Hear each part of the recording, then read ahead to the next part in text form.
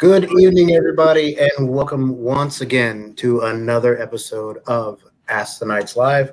I am your host, Logan Path Warden, here again with two fantastic knights to get into all the interesting and crazy questions that we have this evening. So, without further ado, I will let my esteemed guests introduce themselves. Gentlemen. I am Duke Thomas Blackmore. I'm a knight, a pelican, and a laurel. I hail from the Kingdom of Meridies and live just north of the city of Atlanta in Georgia. Hey guys, I'm Count Bart. I'm from Meridies right now. I just moved down here from Atlantia, where I had previously lived in Meridies. I'm a knight, and I'm currently on the SCA Board of Directors.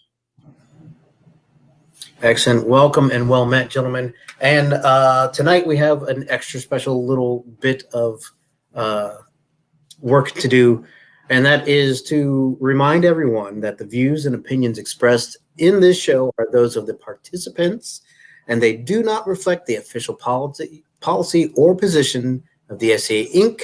or the SCA Inc. Board of Directors. Would we like to tell everybody why we're saying this right now? Yeah, sure. Just to let everybody know, I am on the board of directors, but I'm just one of seven, and my opinions are my opinions, and they do not reflect, the will of the board. And I'm speaking tonight as a knight and as a peer of the society, and not, I don't have my business hat on. So, just try to bear that in mind. That's the context of my answers. Absolutely. Thank you very much. And I would like to remind everybody that the board of directors, when they are acting as the board of directors, are not that is not a in-game SCA title.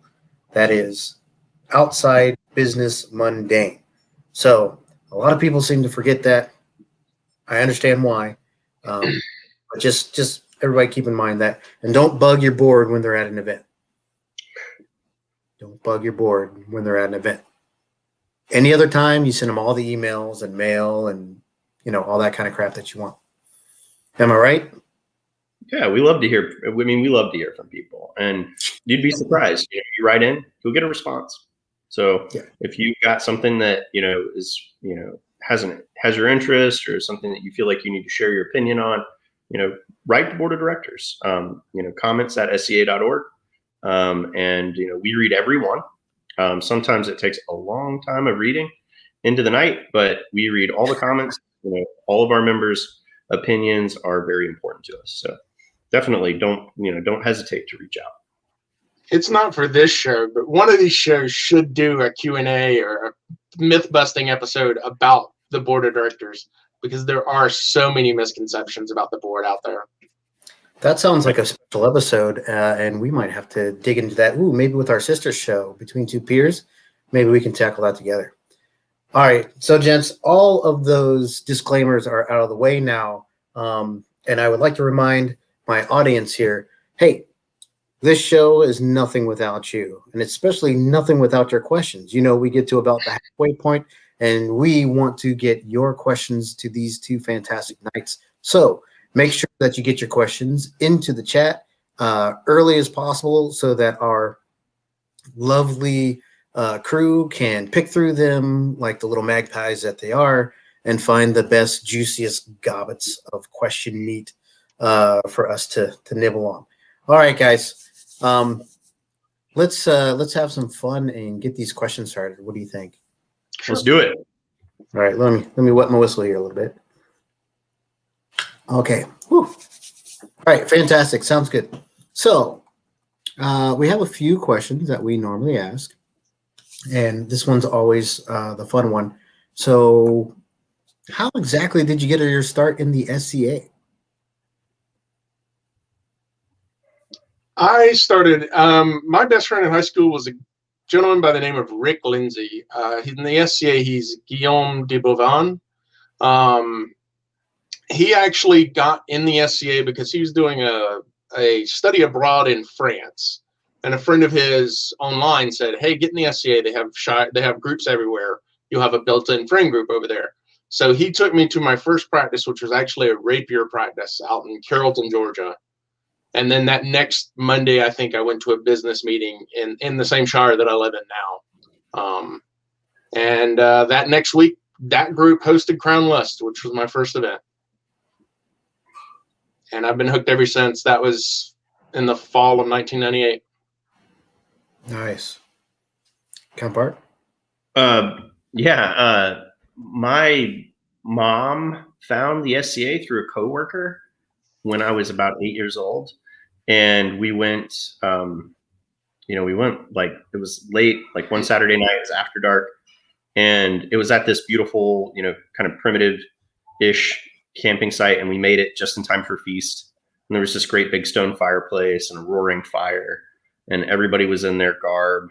And it was a really magical experience. I thought it was really cool. And we went to a couple demos after that, a couple practices after that.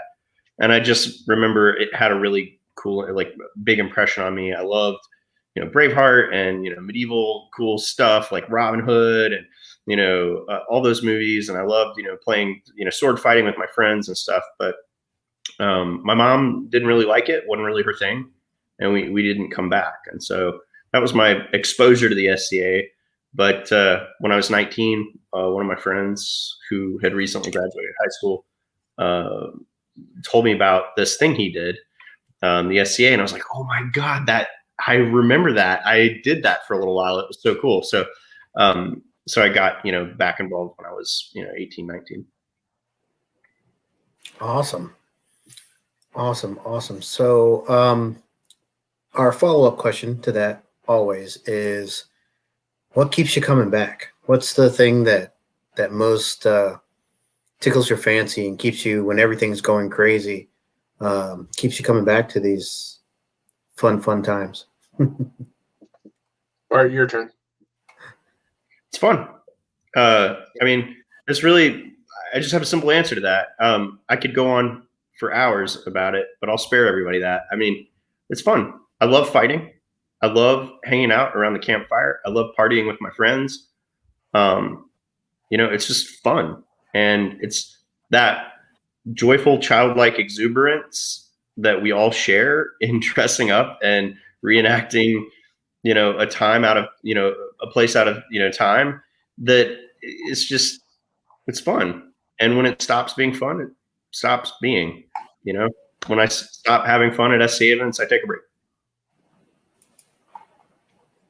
Excellent. So I kind of want to give your stock answer, which you always get, which is the people, the friends that I've made. I mean, honestly, they're family. My household is my family.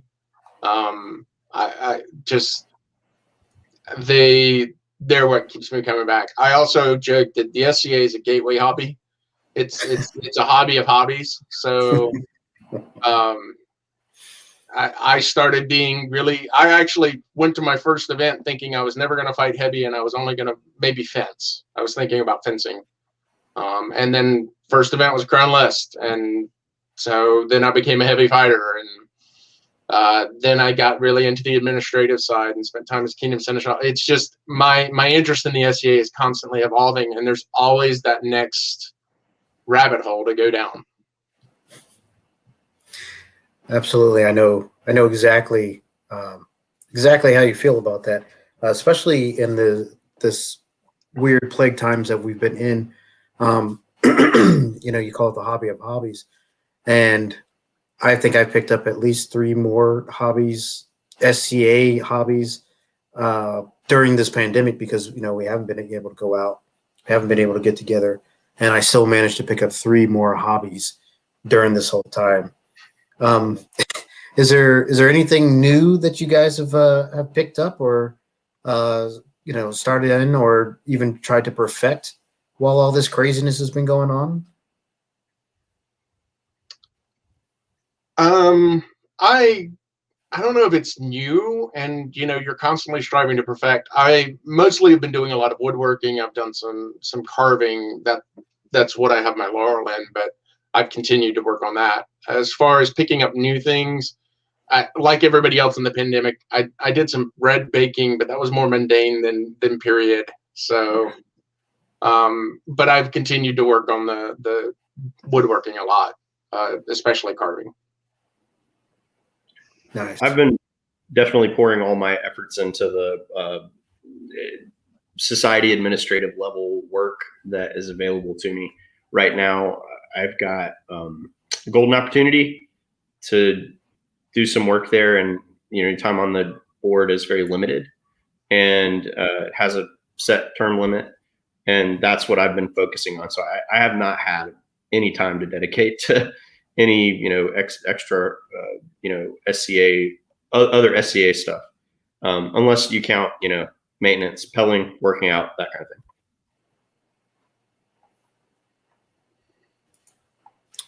Excellent. Yeah, it's like I said, I picked up several hobbies. I'm not doing as much Pell work as I probably should be, but I get my ass out there every once in a while. So, who's to say?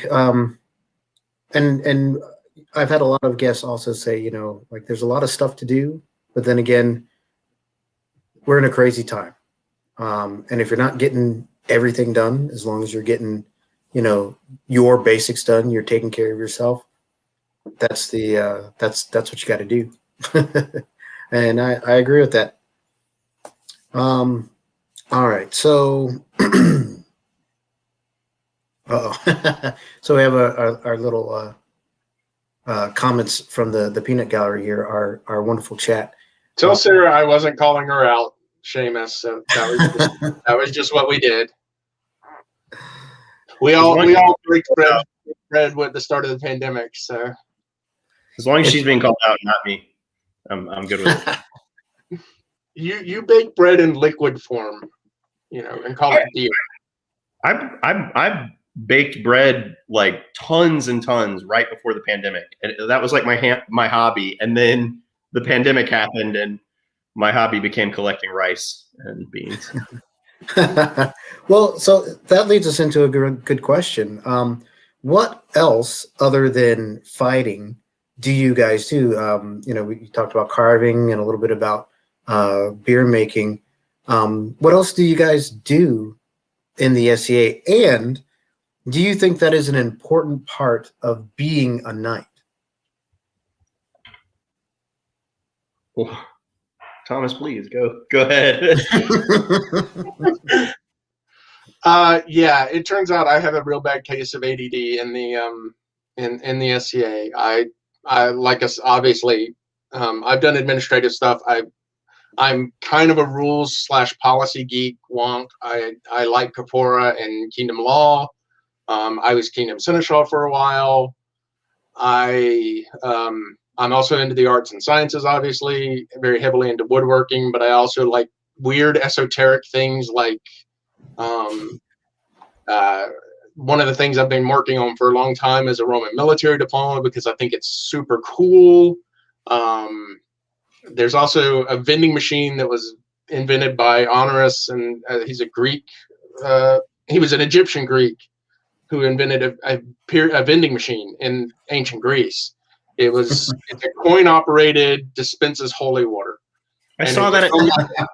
It's on my bucket list to make one of those one day. I actually have a modern reprinting of some of his works on it. But yeah, I don't know. That's the thing about the SCA. There's so much constantly evolving, constantly popping up, and I've spent some time doing fiber arts, inkle weaving, which is a period, sort of is rigid heddle is, but also card weaving, and just I don't know, everything. And while I don't think it's necessary to the level that I have taken it, I do think it is very important for a knight to be well-rounded. One of the things I know, I heard it from Duke Galenon, who currently lives in Aidenveld, although he's a Meridian native. His saying was always, you should be able to drop a pier in the middle of nowhere with 5 willing volunteers and come back in a year and there's an SCA group. And that, I think it's important. I don't think everybody has to fight, but I think everybody needs to be aware of fighting. I think everybody needs to be aware of service. I think everybody needs to be aware of the arts and sciences, and supportive of those things. I think it's important for a knight to support all those other things. Excellent. Sorry, soapbox. No, I agree wholeheartedly. Right, your turn. I'm not as well rounded as my knight. He that part of him is very admirable. For me, I've dabbled in some administration, some SCA leadership stuff, and I really enjoy helping the crowns from behind the scenes. I think that a big part of what we get out of the SCA is that fulfillment, and the crown is sort of like the banker. We all show up and we invest our time, and we invest our sweat and blood and tears. We invest our art, we invest our fighting, we invest our money, our time off, and we're paying that into something. And the crown it's their job to take the net of what everybody's paid in and preserve it and keep it safe through various means. And when it comes time to have your moment in the sun, you get to draw interest on your investment in the game by getting an award and having a golden moment in front of everybody where they reward you. And I think that's the engine, that's the locomotive that the whole train of the SCA is attached to. And that is, being crowned is incredibly tough. And there are moments that are just really trying, and it takes a tremendous amount of effort. And I think that a big part of being a knight is you're a kingsman, and it's your job to help your crown. And in period, that was you killed the bad guys. But in the SCA, it's so much more than that. And so I guess my big not fighting focus in the SCA is trying to be on retinue.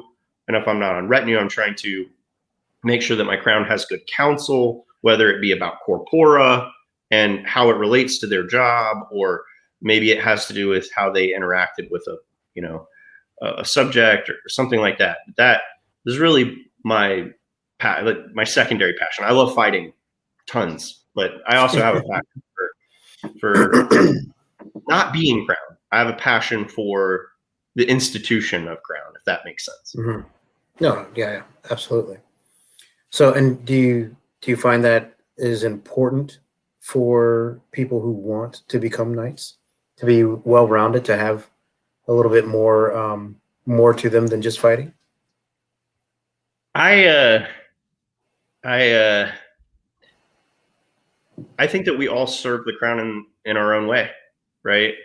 And so I think that it's important to see that somebody is a member of the SCA and is contributing to the panoply of the SCA.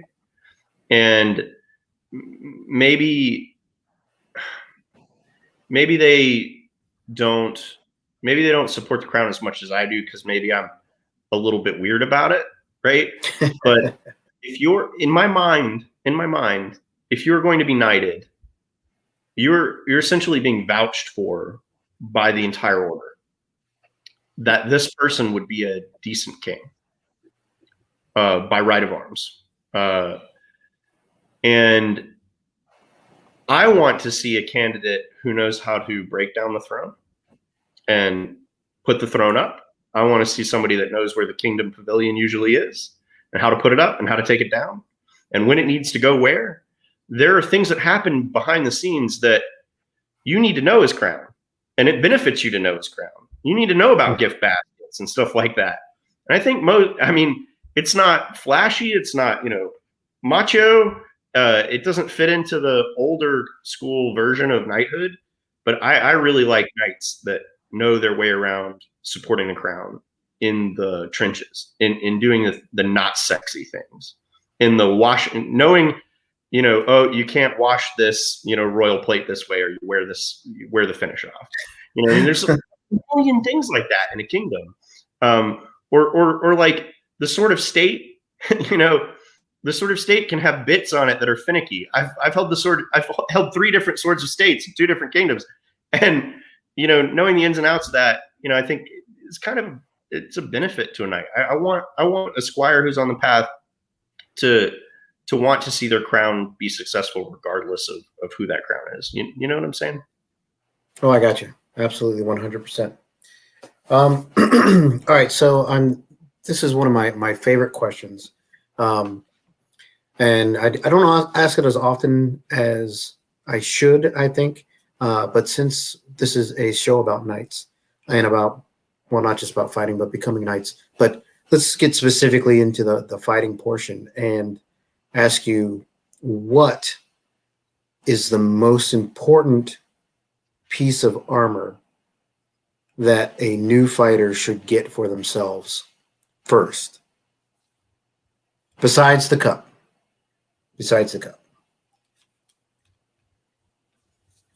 Helm.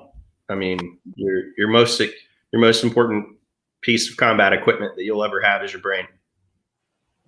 I mean, you should invest in protecting it. Absolutely, it's helmet, because honestly, it's, as Bart put it, it's critically important that we protect our brains. We see the NFL struggling with it now.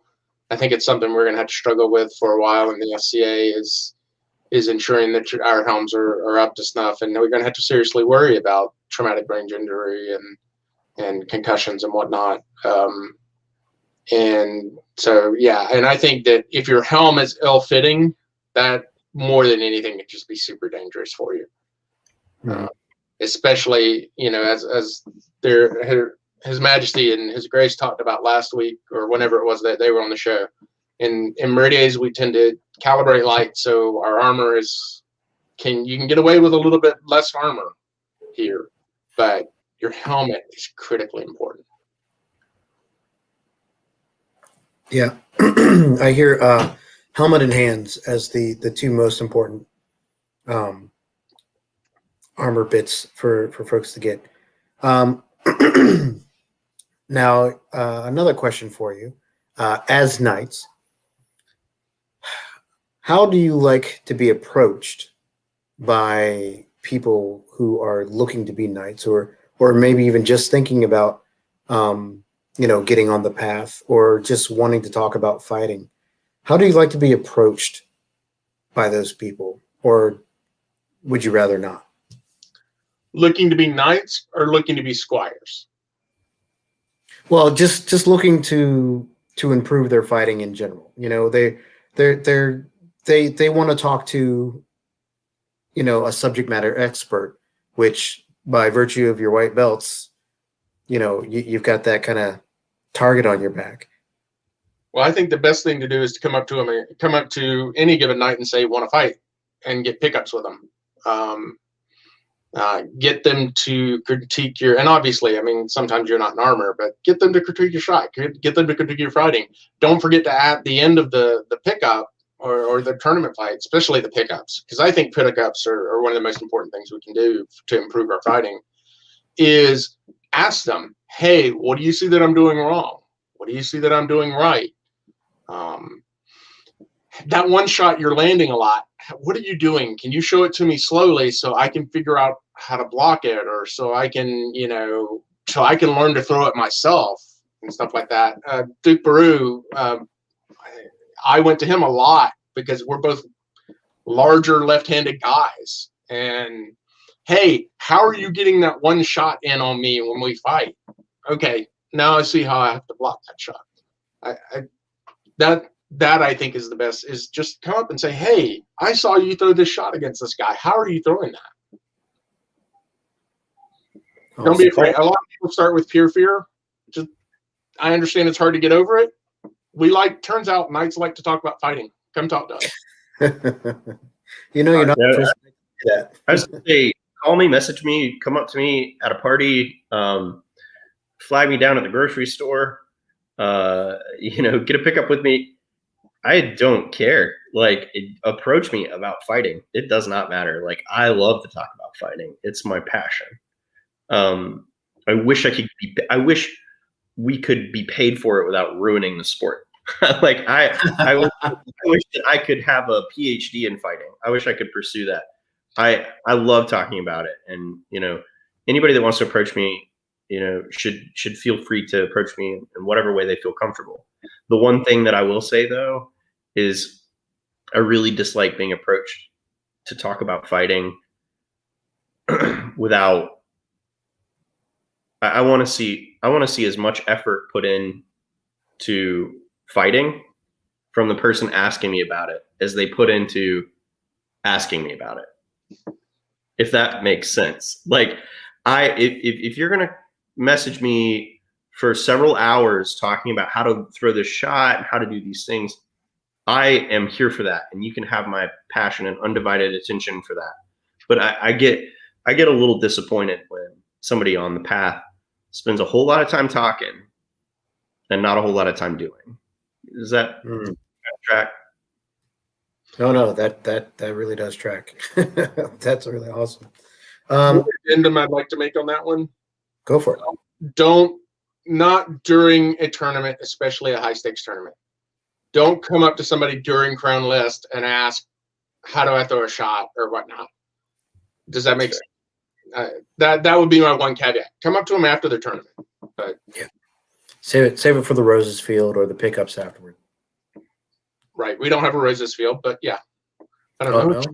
No? Oh, okay. So during our Crown List, we, as people start to get booted out, in order to keep things going, we have a Roses Field where basically you can challenge someone for the honor of whoever you want, and then you go and you fight a best 2 out of 3, with the defeated person going to Her Majesty and asking for a rose, and telling her who you fought and who the rose is for, and then you get to take that rose to whoever your opponent told you to, and you get to tell them how awesome they were at kicking your butt, which is really, really great because, like, you when you get to take a rose, you see your opponent's chosen person, you see their eyes light up because,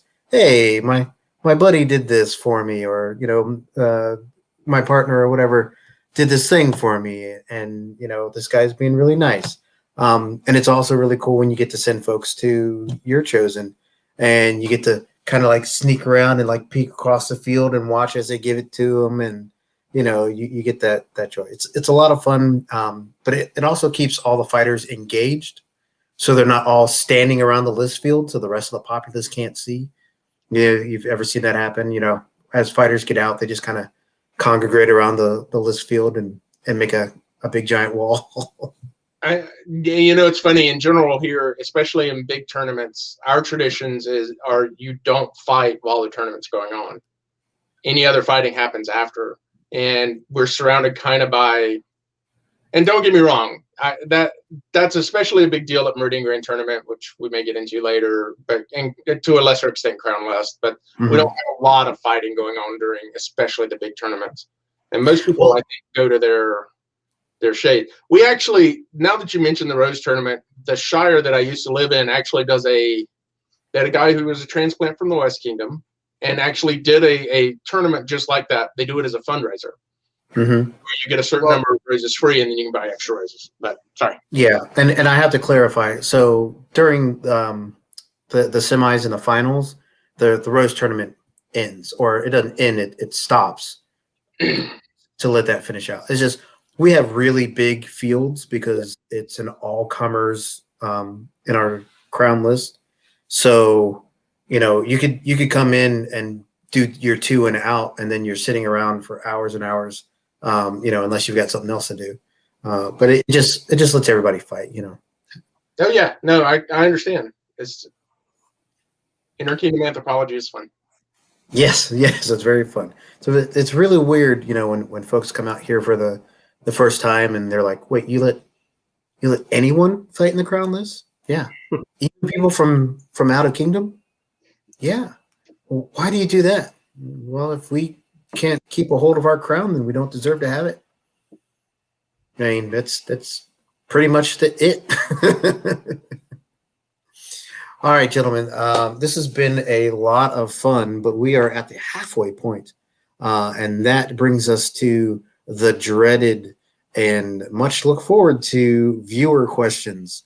I say dreaded and much look forward to. They're always dreaded because they're always better than mine, and it makes me feel bad. But I also look forward to them because they're better than mine. Let's take a look at some of the ones that have been pulled out. Oh, there's a bunch of good ones in here. Holy cow, we've got a ton.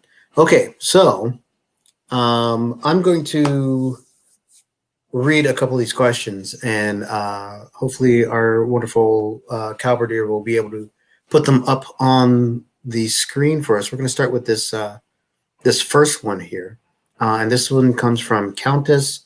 I hope I say this right. Oda Ostraza? Yes, I did say it right. Okay, what is your greatest SCA moment, and how does it relate to your path to knighthood? Not including getting announced or knighted, of course. Yeah, you'd think my wife would like give us a softball or something, right? You have to lead with this one. I feel like when your wife asks that question, it's like the first time my wife came with me to an event, right? That's my answer, right? I'll give my answer to the second greatest moment, which is not including the all the times with my wife. How about that? Okay. For me, the greatest moment in the SCA while I was on the path, again, I've talked a little bit about how being in service to the crown and being a Kingsman is really important. And we all have magic moments.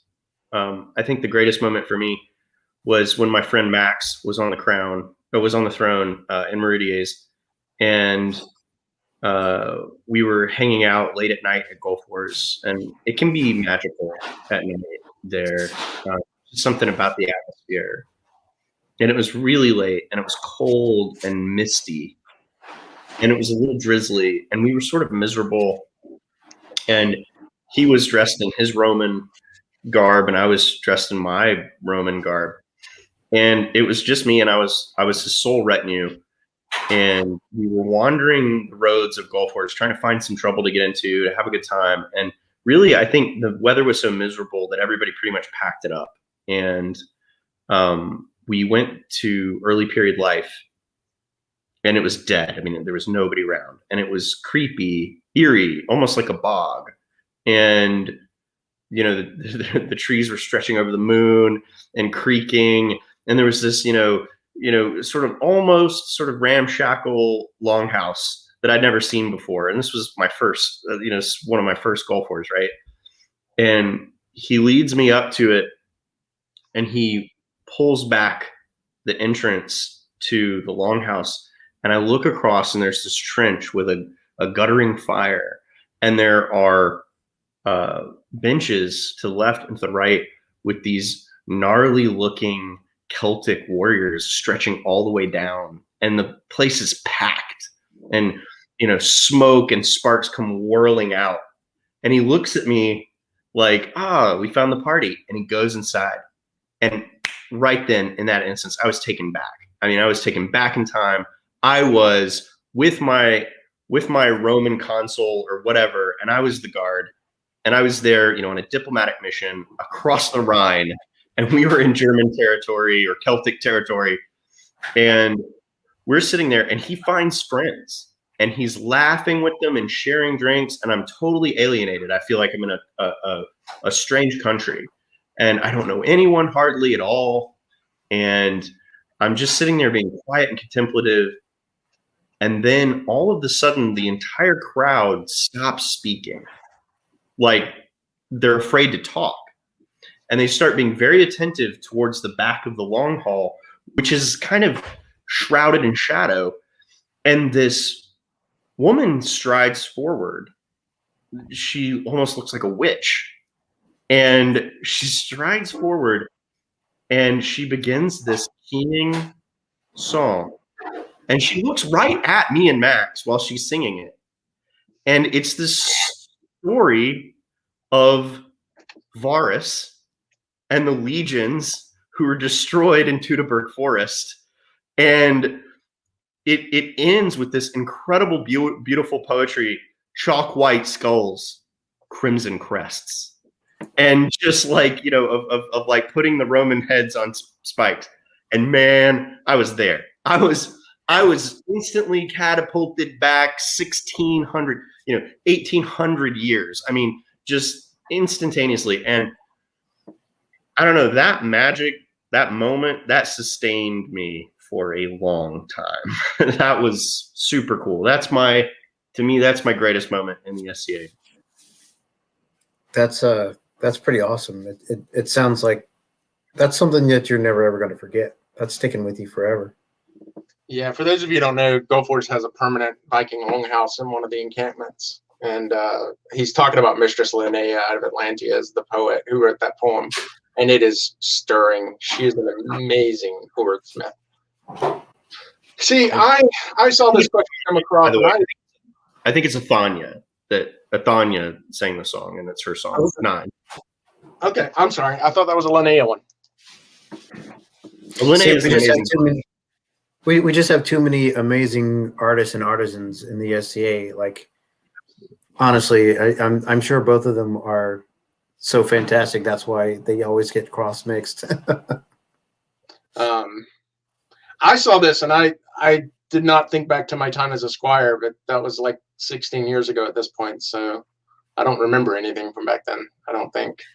And my greatest SCA moment probably is a vainglory and whatnot, but I was going to say winning MGT, which is our big tournament event in Meridies the first time, because I without a doubt, Duke Alenon was the best fighter in our kingdom before he moved out, and I mean he proved it, because after being king in Meridies several times, he moved out to Aidenveld and was king out there. So I faced him in the finals of Meridian Grand Tournament, which is a day-long. There's 5 tournaments during the day, and then at the end of those 5 tournaments, they take the first and second place finishers from each of those tournaments, and then each of the populace at the time, the 3 bestowed peerages, the royal peers, and the royals, each got to pick one person, and they became a 16-person final tournament.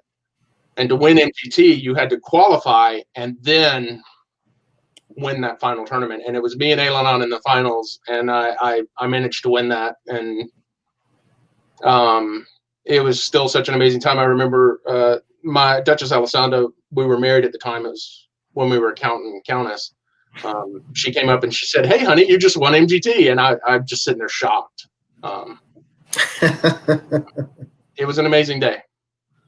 It was a super cool day. It was like the Clash of Titans, getting to see your knight go down like in the finals and like come out with the victory against Alenon, who, by the way, is Thomas was very complimentary. Alenon's like middle of the road Duke from Meridies, right? So if you guys are all of you guys that have only ever fought him out west, most Meridian Dukes are a little better than Alenon. Yeah. So please don't kill me, Andrew. Please do not. You're winding us up, aren't you? You're yeah. Okay, I got you. Just a bit. So the funny story about that was the whole time I was fighting in MGT that day, my work was calling me. Because we had a server failure at work. I work in IT. So I'm on the phone with work saying, do this, do this, do this, do this, do this. Did that work? No. Okay, I got to go. I got to fight. Hang up. Go out, fight, come back, and back on the phone. That whole day. So you just got to set that up again. Maybe that was the thing that just kept you distracted enough from the tournament, so that you just had to hop back in, do your fight, and get right back out. And turns out I didn't need it the second time I won MGT. So. Okay. Well, excellent. Those are great. Okay. What? What was that, Bart? Nothing. Bart's won it once. Awesome. All right, let's see. Let's get to another good question. We got so many good questions. We're not even excuse me. We're not even going to scratch the surface on all these questions. So how about a contentious question? This one comes from Baron Mark DeWhitney. And he says, contentious question. Pell work, good or bad? Full weight weapon and gear or lightweight substitutes? 100-day challenge, good or bad? I know why he's asking this, because I've had many conversations along these lines. I believe that pelling with a heavier sword than the one that you're typically going to use is good. It helps build fast twitch muscles. I think there's good science that supports that. I think that you need to be very careful with pelling, because especially when you're newer and you don't have perfected techniques, I think that you need to be very careful about pelling without supervision. And I think that 100-day pell challenges, where you pell every day for 100 days, disclaimer, squires out there, listen to your knights. If your knight tells you something different, don't listen to me. But my personal belief is that you're begging for a repetitive stress injury, tennis elbow, wrist arthritis, all kinds of stuff like that, if you're out there pelling 100 days in a row. I personally tell my squires, and try to myself, pell no more than 3 times a week. I think, just like if you were going to be doing bodybuilding or some other skill acquisition training, or some sort of, boxing drills, you would not do them every day without break. Your body needs time to rest and recover. If you're going to acquire good, muscle gains, or you're going to acquire good skill, you should be pushing yourself to the limit. But that means you push yourself to the limit, and then you come off that and you recover. And I think that's really important. I think that the SCA traditionally has been about 20 years behind sports science in terms of our approach to fighting. Rub some dirt in and walk it off. Hell for 100 days in a row. I think that if you went to an NFL strength and conditioning coach and you said, "Hey, I'm going to have my lineman hit this sled 100 days in a row. It's going to make them super strong, right?" They'd be like, "Oh God, no! Why would you? No, do not do that." So yeah, I think that pelling is a great tool in the toolbox for getting better, and I think everybody should pell. I think they should pell with a heavier weapon than they fight with, to help build up that fast twitch muscle fiber and help them gain some speed. You should use it to perfect your placing and your timing, your precision. But you definitely need to do it with supervision early on. And nobody's immune to that. Even Dukes who've been doing it 30 years. You need to have somebody check out your body mechanics and technique while pelling every once in a while, just as a tune-up. Professional athletes every professional athlete has a coach, no matter what, high tier place they're at. If they're Olympic level, if they're pro level, they've got a coach. They've got somebody outside in looking at what they're doing, critiquing it, helping them to be better. When I moved to Atlantia, I needed to develop a selection of shots that were much harder hitting than what I had in Meridiers. I got a coach. Sir Felix, helped coach me, helped me develop that stuff. Pelling was a part of that, but it's, pelling's not the golden bullet. It's not the end all be all. Mark asked that question because he knew I was going to absolutely tee off on it. Oh, good. We like our viewers to push buttons. I'll give a real short answer so that we can move on to this follow-up and then go. You got to do what's right for you. Everybody's different. Everybody learns different. I don't think I've touched a pell since 2003. I used to be a pretty avid pell, and it just, I don't know. I'm just lazy, I guess, which is entirely possible. I will say this, Bart kind of touched on it, but if you are going to drill a shot on a pell, make sure your form is perfect.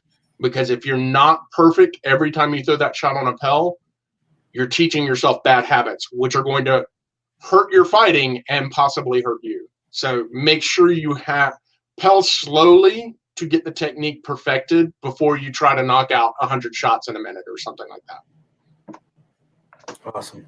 Yeah, I've heard that quite often. You practice how you practice how you play. But if you're practicing wrong, then you're going to play wrong. Century challenges are great for slightly advanced or highly advanced practitioners, but for brand new people, if you practice that shot, for 100 days in a row, and you practicing it wrong, then you're going to throw it wrong, because now it's your muscle memory is throwing it wrong, and then you have to climb out of that hole just to get back to ground one again. Exactly. I want that. All right, gents. We will move on to our next question. So this one is kind of like it's one of the ones or a type of question that I really like, because I like silly questions. Not silly questions, but interesting and weird questions. And this one is from Baroness Anne de Tournai, Tournai. Tournai. Yes. If you could have one fictional character join your side in the battle line, who would it be and why? Now, I'm going to put a caveat on this.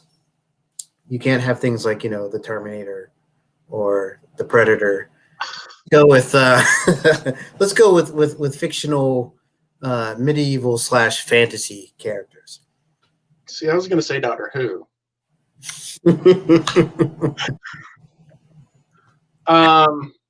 You know what? I'll go along that line. Rory is the centurion from Doctor Who. See, now that's really good because he's like, pretty much invulnerable. And 1,500 years worth of experience. So. Yeah, absolutely. I'd want Percival from the Arthurian legends for sure. Do what? I'd want Percival from the Arthurian legends. I mean, if I get one shot, I get to pick. I get one shot. I'm less about grandiose abilities, and I would want to have the honor of fighting alongside the Grail Knight, one of the Grail Knights. That would be cool. That'd be special to me. See, he gets a better answer. I taught him right. That's the great thing about being his learner. Answers. You get to take credit. So Percival's cool, and Rory's cool too. But if it were me, I would have to pick Sir Nigel from the White Company. Sir Arthur Conan Doyle's 14th century fantasy novel. Just because he is like the epitome of what I think a knight should be. He's, ridiculously caring, kind, but also will, beat the crap out of you if you insult, or if he even thinks you've insulted his lady. So, yeah, I like that guy. All right, guys, let's. Okay. Bridget, that's a great question. Thank you, Bridget. Yes, that was a fantastic question. Thank you. Okay, so we've got one here. This one's from Calverter. What are your thoughts on the various symbolic chains, rainbow, black, etc.? What are your thoughts on squire chains? Do you guys have squire chains out there? We do. Yeah. Okay. So, I mean, I don't know if y'all can tell it. I'm wearing my rainbow chain tonight. Yeah. I think I struggle with the label bisexual, pansexual, duke, royal peer, and triple peer. It's important for representation so that people can see that people who may not be comfortable being out at events know that there are people in elevated positions who are out, who can be that safe person to go to if they need help. So in that respect, I really like the rainbow chain, which this was a gift. Unfortunately, this was a gift I got after the pandemic hit.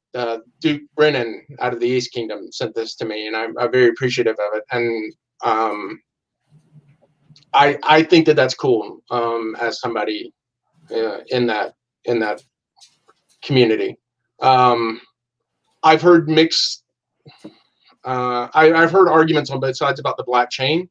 I'm not in that community, so I don't feel qualified to have an opinion on that community.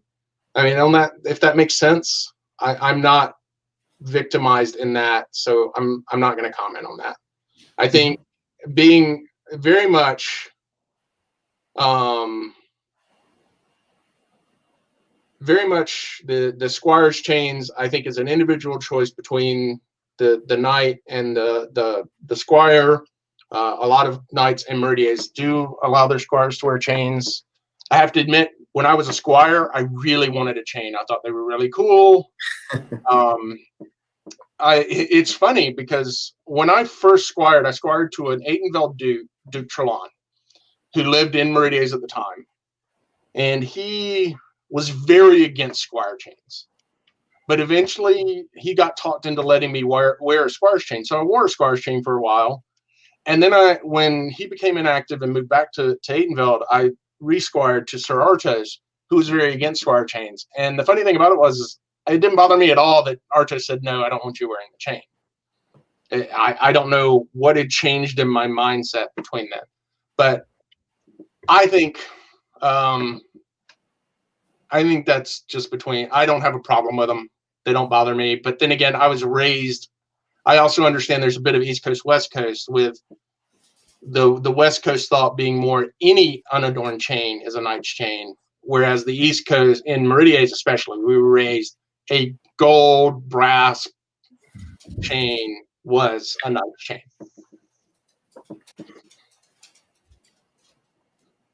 Thomas nailed it. I don't feel qualified to I live with tremendous privilege. And I don't feel qualified to comment on a lot of that. I try to make it a practice to defer to the people in those communities to, help me understand what the, right thing is, in regards to those specific different types of chains. As far as squires chains go, in my personal household, I let my squires decide.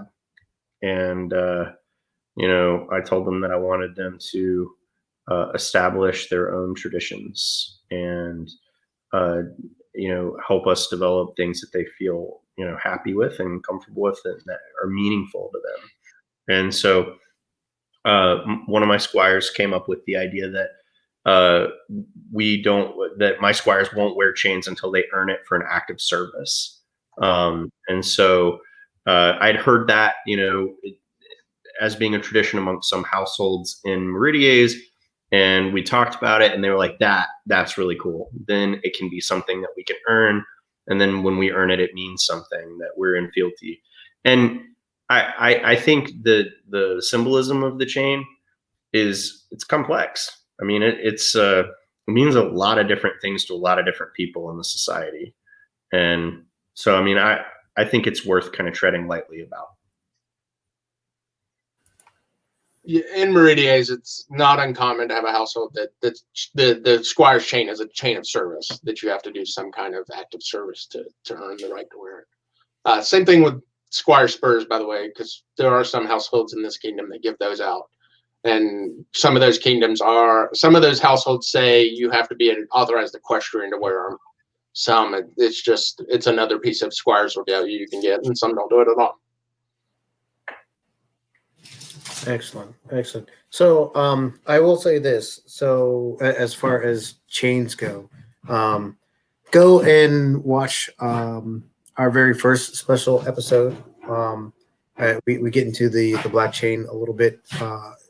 It was basically when we were having a lot of questions for POC and the SCA. I got a couple of friends of mine together, Count Seto and Stelius from Antir, and we got together and we talked about this stuff, and we let people ask us questions because we were getting a lot of questions individually about some of those things. And I go back and watch it. I think it was a really good, answers a lot of questions for people who have questions about that type of thing.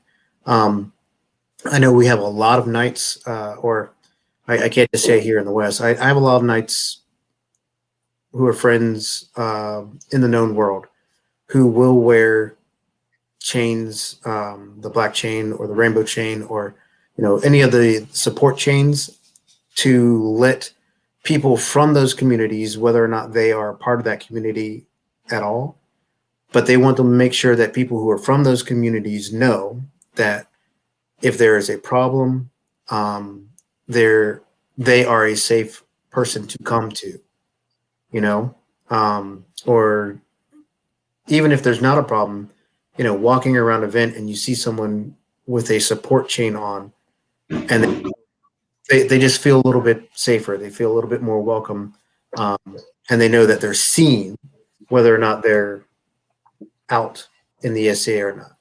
So that's just my 2 cents. And I'll shut up because people didn't come here to listen to me talk. They came here to listen to you talk. I still think it's when a subject like that comes up, I appreciate all kinds of feedback on it. I think it was good to talk, for sure. Absolutely. So yeah, so if you want to see any more of my views on that, then yeah, watch our special episodes. Good stuff. Okay, so let's change here a little bit.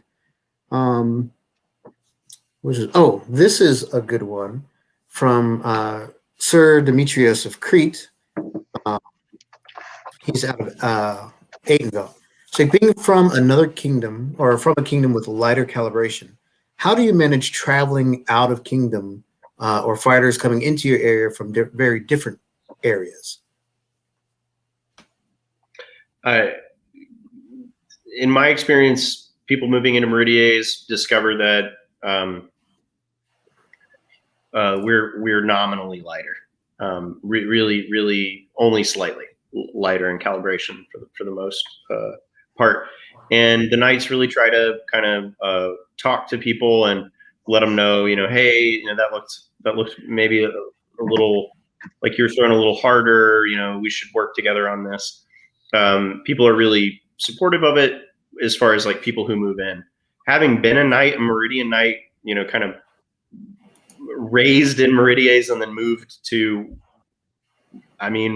what might be arguably the heaviest calibrated kingdom, Atlantia, going from what may be the arguably the lightest calibrated kingdom, Meridies. I can say that I feel that the differences in calibration are exaggerated. Really, I really do feel that way. There are definitely some techniques that are more effective in a strength-oriented kingdom, and there are definitely some techniques that are more effective in a speed-oriented kingdom. But hard and clean is hard and clean universally, and sloppy and light is sloppy and light universally. There are a couple people in Meridies that call absolute touch, but they are not the rule. There are some people in Atlantia that need to get hit real hard, but they're not the rule, right? And so to answer that question, like, how do you deal with that? You deal with that like you deal with any other inter-kingdom anthropology situation. Communicate. Don't spare each other's feelings. Give each other the benefit of the doubt. Atlantia was amazing to me when I moved up there. They let me embrace their fighting culture, and they embraced me, and they taught me what I needed to know when I got there, and they told me what was working and what wasn't working, and we communicated. We communicated all about it. We communicated about my armor. Some of it wasn't safe for their standards and for their situation, and they helped me with that. I've seen the same thing happen in Meridies. When you come to Meridies and you have a super heavy gauge helmet, and you're not even noticing shots that are landing from some of the lighter swords, we have a conversation about that. Like, hey, you need to be listening for some sound, because our equipment's not set up to move a 25-pound helmet. So I think that the differences are exaggerated, and I think that the way that you deal with it is communication in all directions. And also, when leaving Meridies, before I moved to Atlantia and worked on my strength and all those things. When I was a Meridian fighter going to Candlemas or Gulf Wars or Pennsic or Foreign Wars and stuff like that, going out of Kingdom, I almost never had a problem. And I mean, the problems that I did have were just problems of communication. Mm-hmm. I remember Bart going to Gulf Wars and being afraid to fight people from out of Kingdom because he was afraid they were going to hurt him. But that was long before he got knighted, and it was actually worse than it was borderline legal.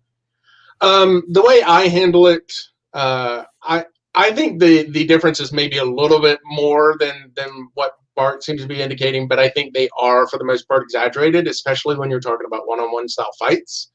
The way I treat it is if I'm traveling out of my kingdom, I want to calibrate as close as I want to throw like I'm living the kingdom where I'm visiting. I'm probably not going to change my receiving calibration because I'm just not interested in getting hit a lot harder.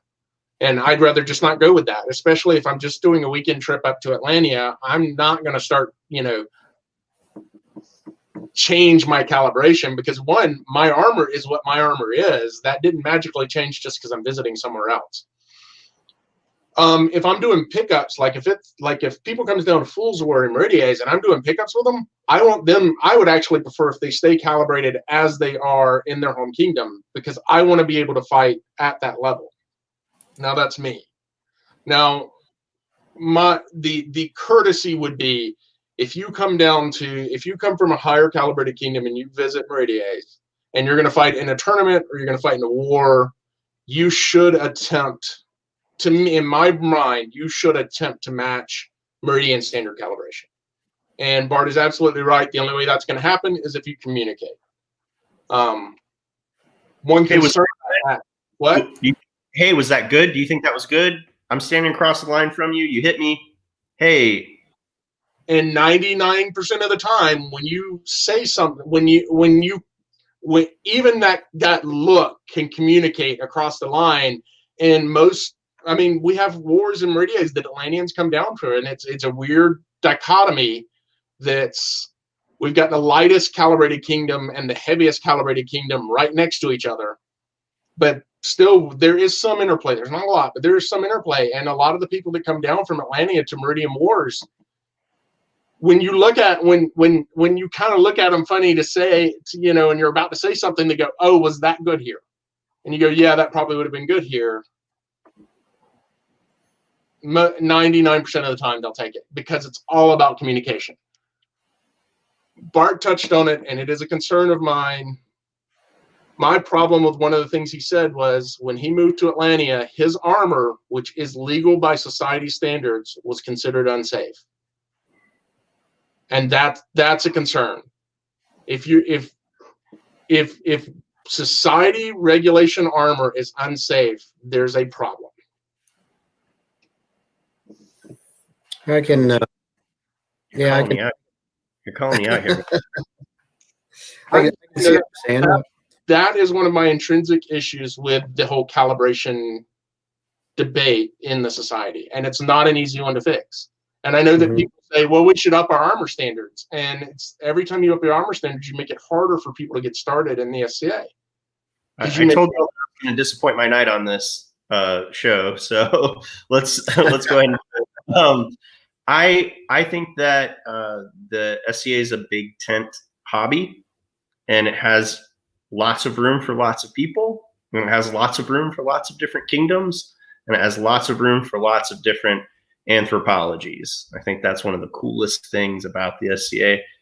And I think just like I think it's cool that Callantyr all dresses in purple and has their falcons and sings their songs, and Meridies, everybody, when you're born, you have lamellar surgically implanted, and you're given a little baby center grip shield, and when you're in Atlantia, they graft a giant heater shield on your arm. Like I think that's cool. I think now that I've actually lived in two different kingdoms, I actually think that the different fighting styles that arise from the different calibrations is pretty cool. And I think that the society standards being a loose unifying force where the kingdoms can further define within that umbrella. I think that's pretty cool. And I think it works pretty well for us. So I love you, man, but I disagree with you. Turns out we can do that. Oh, look, that's the end of my show. My show is destroyed now because I've had two people on here. Oh, wait, no, that's happened before. Never mind. We're good. All right, gents, it is 7 minutes after 8. I know it's getting late over there. Are you guys good? Do you have time for one more question or so? I'm fine. Excellent. Bart has a baby in the house, so I don't know, but I'm fine. As long as we're not keeping the baby. My beloved wife is a saint.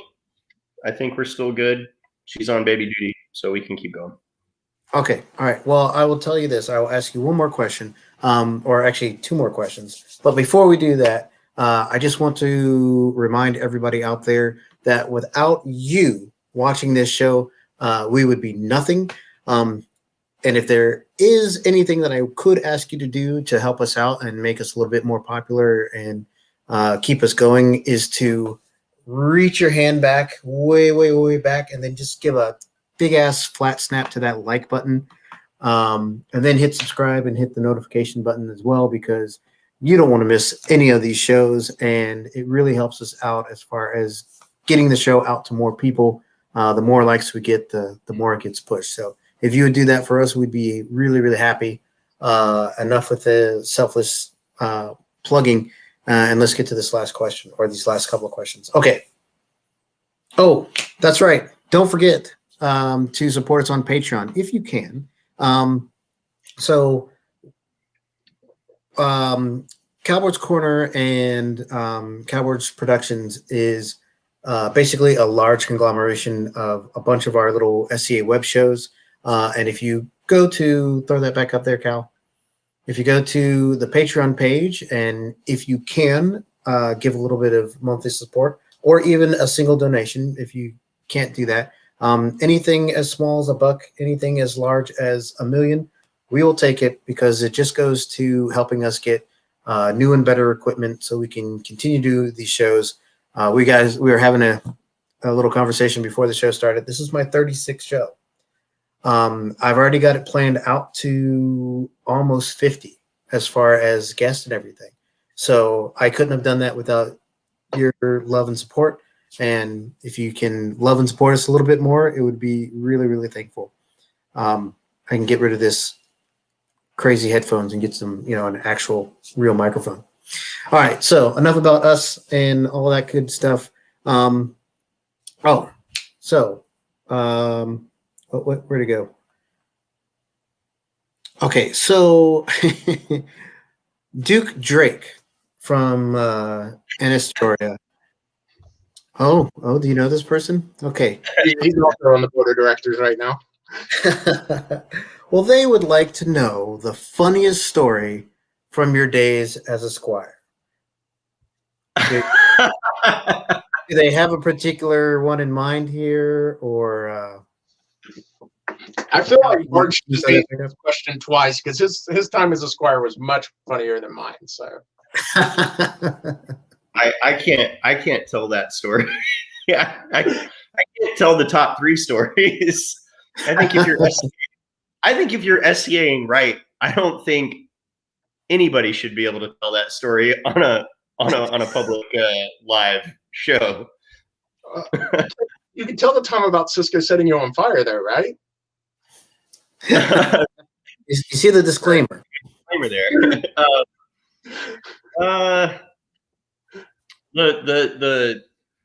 The best one that I can tell that I can tell is the best one I can tell is so I was super young. I was in college. I was madly in love with the SCA. And like anybody that is madly in love, we do stupid things, right? And I had this brilliant, super cool idea. I was going to write a research paper on my experience. I never did that. And I was going to have a day in the life of a squire. And I was going to I was gonna get with some instructors, and we were gonna role play at Gulf Wars a full day from dusk till dawn of being in a very specific period as a young squire to a knight. And I was talkative and talking a big game. And man, I come up with great ideas. I think they're great. I come up with great ideas, but I got terrible follow through. So I've been talking about this idea, and finally, Thomas called me on. He's like, "Okay, I'll set it up. We'll do it. You can have a day in the life of a squire, and you know what else? My squire is going to join you." And so, of course, my squire brother Cisco just gets thrown into this thing, and he's like, I don't want to do like, why? This sounds stupid, Bart. Like, why are you? I can't believe. So Thomas volunteers to do this whole thing and get it set up, but then he wins crown, and he's crown at Gulf Wars. I think Prince. Yeah, so your Prince at Gulf Wars, he has too many responsibilities, so he asks my buddy Max, the same guy from the long haul story. And Max is also a Laurel. Max is a brilliant man, very smart but very sadistic, to be the proctor for the day in the life of the squire. And it was an amazing experience, but it was a little bit like hazing. But the first thing that we did was we spent the night as a squire would outside of our knight's tent. And so our knight had his nice big tent, and he had his furs and his bed and all that.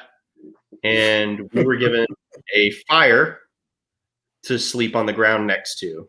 And it was Gulf Wars. It was freezing cold.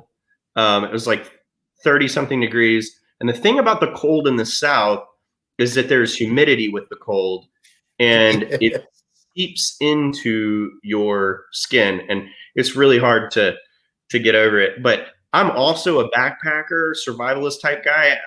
I'm really into all that stuff, especially then when I was in college. And so I was like, I'm smart. I'm not gonna fall prey to this cold weather. I'm gonna do what Bear Grylls would do. I'm gonna find pine straw and I'm gonna make a bed. And so I went, and Cisco's sitting there watching me. Like, Cisco has this giant wool cloak, and he's got all this wool clothing on, and he's fine because he's, big guy. He's brought the appropriate garb, whereas my idiot ass has linen on. And I'm like, no, it's okay. When you're in a survival situation, you got to think on your feet, man. And I start like piling up all this pine straw, and I just build a bigger and bigger and bigger bed of pine straw. And finally, like I lay down on it and I start to go to sleep.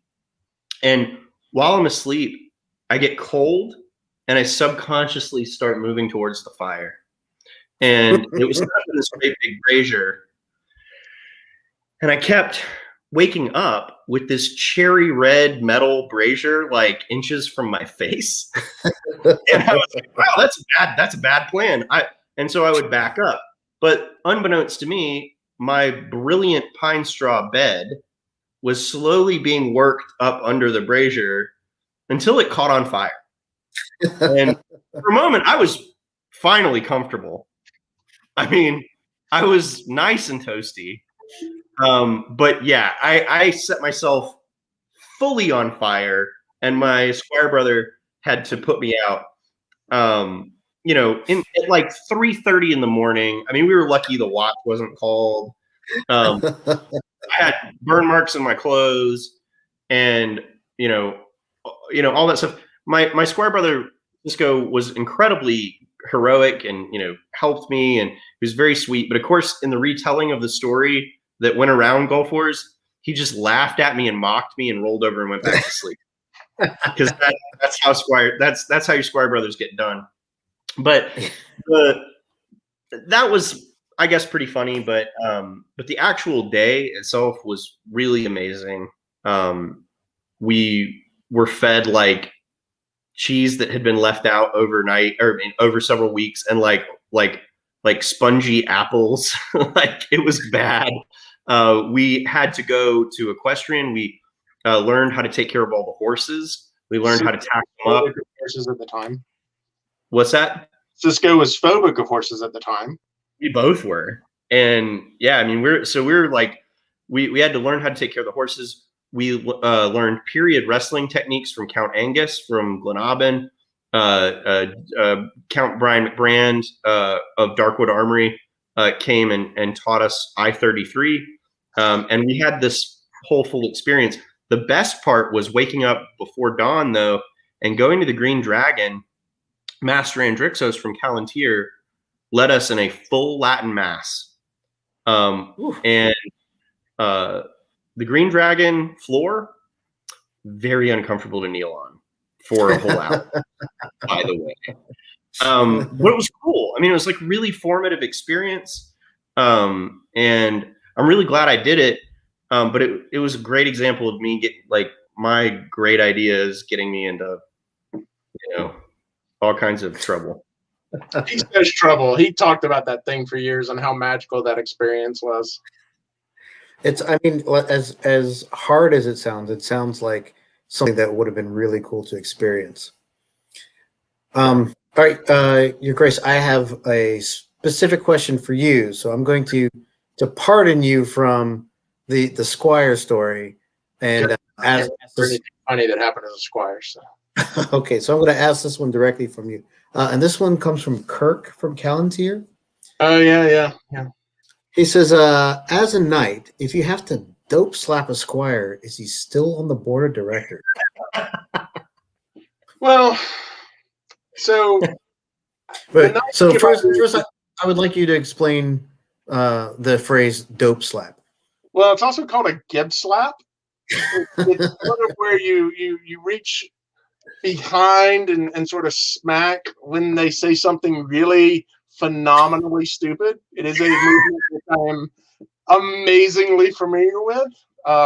However, the Crown, some number of years ago, was kind enough to absolve me of any responsibility for stupid stuff that any former squire I have who's currently on the board of directors. So I, alas, do not get to gib slap him anymore because, as we all know, the buffet you receive during knighthood is the last blow you receive unanswered. So, okay.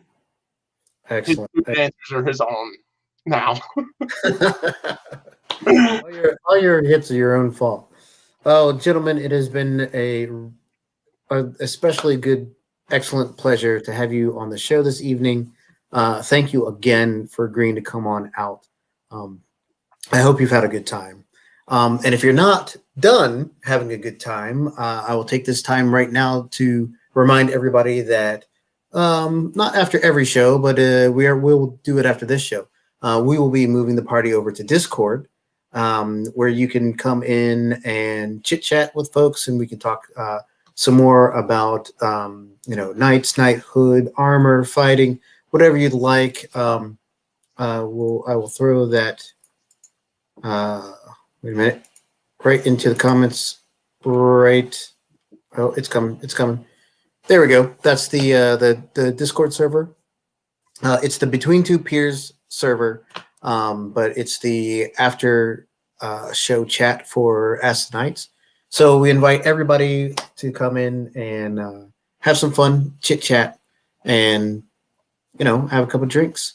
But before we go, we always like to end our show with a little bit of plugs. I, of course, have to plug and am happy to plug our sister show, Between Two Peers. We love the show, and it's hilarious. It comes on tomorrow night at 7 o'clock PST. If you are not watching Between Two Peers, I don't know why not. You should be. It's a fantastic show. It's hilarious.